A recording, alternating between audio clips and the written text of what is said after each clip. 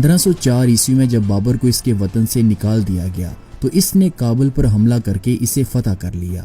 کابل کے بعد اس نے آس پاس کے تمام سرداروں کو اپنا مطیع و فرما بردار بنایا اور کابل پر اپنی حکومت کو مستحکم کرنے کے بعد ہندوستان کو فتح کرنے کی تیاریوں میں مصروف ہو گیا۔ ظہیر الدین بابر اپنے دادا امیر تیمور لنگ کے فتح کیے ہوئے علاقوں کو اپنا حق سمجھتا تھا، اسی لیے بابر نے پنجاب پر پے در پے 3-4 حملے کیے، لیکن وہ آگے بڑھنے کی بجائے کابل واپس آ گیا۔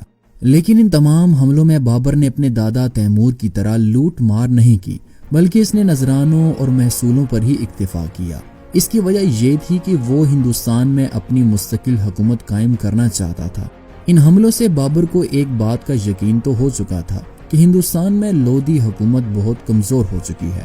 بابر نے لودھیوں کی اسی کمزوری سے فائدہ اٹھانے کا منصوبہ بنانا شروع کر دیا، لیکن بابر کو حیرت اس وقت ہوئی جب خود لودھی امراء، جن میں حاکم پنجاب دولت خان ابراہیم لودھی کا بھائی علاؤ الدین عرف عالم خان بھی شامل تھے، اور اس کے علاوہ راجپوتوں کے سردار رانا سانگا نے بابر کو ہندوستان پر فوج کشی کی دعوت دی اور ساتھ یہ وعدہ بھی کیا کہ اس کی فوجی مدد بھی کی جائے گی۔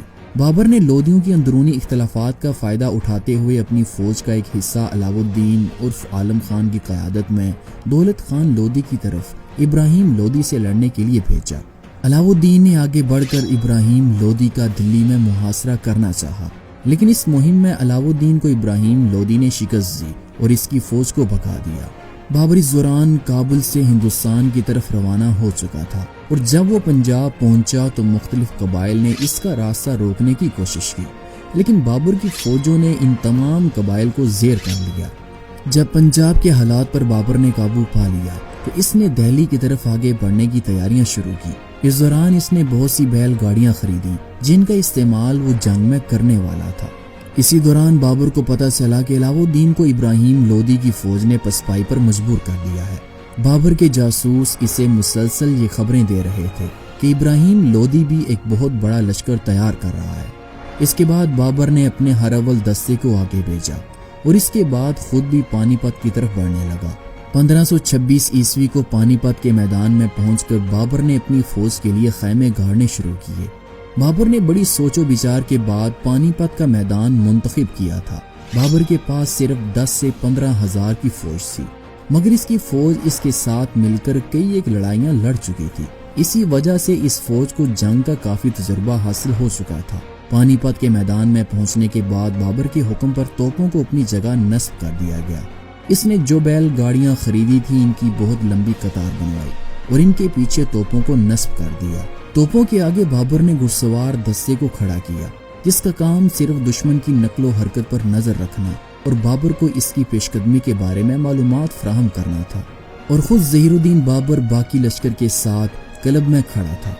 مغل فوج کے دائیں حصے کی قیادت ہمایوں کے پاس تھی، جبکہ بائیں حصے کی قیادت محمد مرزا کے ہاتھ میں تھی۔ دائیں اور بائیں حصے کے پیچھے مغلوں کے محفوظ دستے تھے۔ بابر کی فوج کا زیادہ تر حصہ گھڑسواروں پر مشتمل تھا۔ بابر نے اپنے گھڑسوار دستوں کو چھوٹے چھوٹے ٹکڑوں میں تقسیم کر رکھا تھا، جس کا خاص انداز جنگ تھا۔ بابر کی فوج کے دائیں جانب دریائے جمنا تھا، جبکہ بائیں جانب پانی پت کا قلعہ تھا۔ بابر نے یہاں اپنے لشکر کے ساتھ بڑی بڑی خندقیں کھدوائیں۔ ان کو ان درختوں کی ٹہنیوں اور پتوں سے چھپا دیا گیا تاکہ جب دشمن کی فوج حملے کے لیے تیزی سے آگے بڑھے تو ان خندقوں میں گر کر ہلاک ہو جائے۔ اس طرح دائیں اور بائیں حصے کو مکمل طور پر محفوظ کرنے کے علاوہ سامنے سے بھی کسی حد تک اپنے لشکر کا دفاعی انتظام اس نے سنبھال لیا تھا۔ اس سے پہلے ہندوستان کی تاریخ میں کبھی بھی توپ خانے کا استعمال نہیں کیا گیا تھا۔ یہ پہلا موقع تھا جب ہندوستان میں توپوں کا استعمال ہونا تھا۔ ہندوستانی اس نئے ہتھیار سے بالکل ناواقف تھے اور اسی وجہ سے سلطان ابراہیم لودھی کو اس جنگ میں شکست کا سامنا کرنا پڑا۔ توپوں کے علاوہ بابر کے پاس گھڑسوار تیر انداز سے اور بندوقوں کے استعمال نے بھی بابر کے لشکر کو مزید مضبوط بنا دیا تھا۔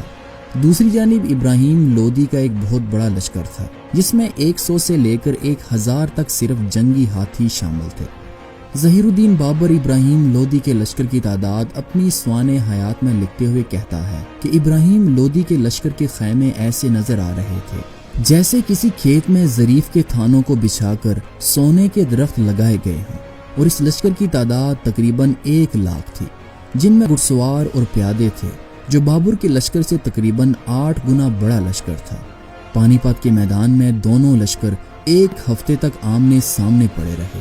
دونوں ہی یہ چاہتے تھے کہ پہلے دوسرا لشکر لڑائی کی شروعات کرے۔ آخرکار بابر نے ابراہیم کی فوج کو اپنے پلان کے مطابق لڑانے کے لیے اس کے پڑاؤ پر رات کو حملہ کرایا تاکہ وہ ابراہیم کی فوج کو اپنے خلاف بھڑکا سکے۔ ظہیر الدین بابر کی یہ چال کامیاب رہی اور اگلے دن 21 اپریل 1526 عیسوی کو صبح ہوتے ہی دہلی کی فوج نے بابر کی فوج پر حملہ کر دیا۔ لیکن جب ابراہیم لودھی کی فوج بابر کی فوج کے قریب پہنچی تو بابر کی بنائی ہوئی خندقوں میں گر کر بہت سارے سپاہی مارے گئے اور کچھ زخمی ہو کر پیچھے ہٹنے لگے۔ اسی دوران بابر نے توپوں سے فائر کرنے کا حکم دیا اور ابراہیم کی فوج جو پہلے ہی خندقوں میں گرنے کے بعد بوکھلاہٹ کا شکار ہو چکی تھی، توپوں کی گرج سے سہم کر رہ گئی۔ توپوں کے گولوں سے دہلی کی فوج کو شدید نقصان کا سامنا کرنا پڑا اور لشکر کا ایک بڑا حصہ تہس نہس ہو گیا، کیونکہ ہندوستان کی تاریخ میں توپوں کا استعمال پہلی بار بابر نے ہی پانی پت کی لڑائی میں کیا تھا۔ اسی وجہ سے ابراہیم کی فوج کو اتنا نقصان اٹھانا پڑا۔ توپوں کی گرج سن کر ابراہیم لودھی کے جنگی ہاتھی بے قابو ہو گئے اور وہ اپنی ہی فوج کو نقصان پہنچانے لگے۔ جب بابر نے دیکھا کہ دہلی کی فوج کی صفیں بکھر چکی ہیں تو اس نے اپنے بہترین گھڑسوار دستوں کو حملے کا حکم دیا۔ ان دستوں نے ابراہیم کی فوج کو گھیرے میں لینا شروع کر دیا۔ ابراہیم کی فوج نے مغلوں کے لشکر کا بڑی بہادری سے مقابلہ کیا، لیکن وہ بابر کی فوجی چالوں اور جدید ہتھیاروں کے سامنے بے بس ہو گئے۔ تقریباً 6 سے 7 گھنٹے مسلسل جنگ کے بعد پانسا بابر کے حق میں پلٹ چکا تھا۔ اس جنگ میں بابر نے ابراہیم لودھی کو عبرت ناک شکست سے دوچار کیا اور ابراہیم لودھی اس جنگ میں مارا گیا۔ اس جنگ میں ابراہیم لودھی کی شکست کا سب سے بڑا سبب تو بابر کا توپ خانہ تھا۔ اس کے علاوہ ابراہیم کے لشکر میں بہت سارے سپاہی کرائے کے سپاہی تھے جو کہ پہلے حملے میں ہی بددل ہو گئے، اور دوسری طرف بابر کی فوج بے شک کم تھی، لیکن وہ سب کے سب بابر کے ساتھ وفادار اور تربیت یافتہ فوجی دستے تھے۔ پانی پت میں ابراہیم کو شکست دینے کے بعد بابر نے شہزادہ ہمایوں کو آگرہ کی طرف جانے کا حکم دیا اور خود اس نے آگے بڑھ کر دہلی کو بھی فتح کر لیا۔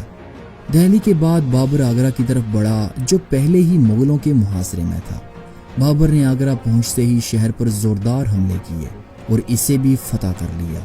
دہلی اور آگرہ کی فتح کے بعد اگرچہ بابر نے ملک کے کسی بھی حصے پر باقاعدہ فوج کشی شروع نہیں کی تھی، لیکن شہزادہ ہمایوں اور دوسرے مغل سرداروں کی کوششوں سے چند ماہ کے اندر اندر قلعہ سنبل، اٹاوا، قنوج، دھولپور، جلیسر، جاج مٹو، جونپور، کالپی، بیانہ اور گوالیار جیسے اہم قلعے مغلوں کے قبضے میں آ چکے تھے۔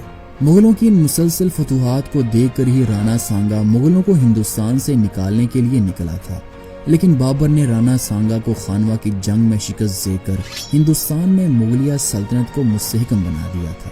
اس کے بعد ہندوستان میں کوئی ایسی طاقت نہیں تھی جو کہ مغلوں کا سامنا کر سکے۔